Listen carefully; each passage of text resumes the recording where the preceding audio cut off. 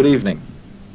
Hundreds of people from both ends of the railway line made their way to Sandhill last weekend for what was probably the last Sandhill regatta. Although the weather was decidedly chilly, there was plenty to warm the spirits, in addition to the numerous fires.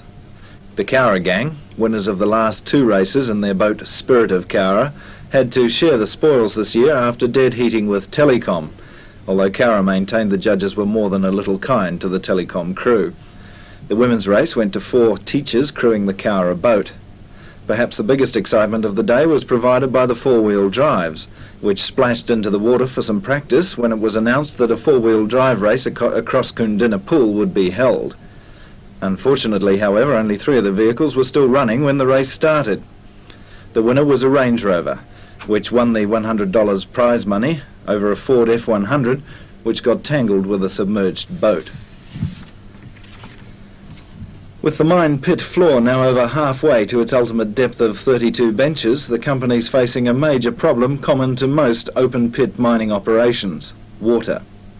The operations have reached the 18th bench in the East Pit, and when the next bench is blasted in about 18 months to 2 years, work will be carried out below the water table.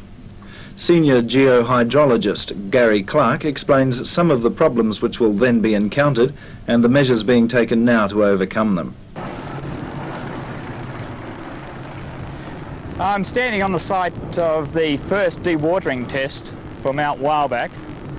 The purpose of this bore is to test the parameters of the aquifer within the Mount Whaleback mining operation. The bore itself is 75 metres deep and will shortly be tested via a pump unit which will provide parameters for the aquifers and monitor the results on the observation bores which are around the production bore.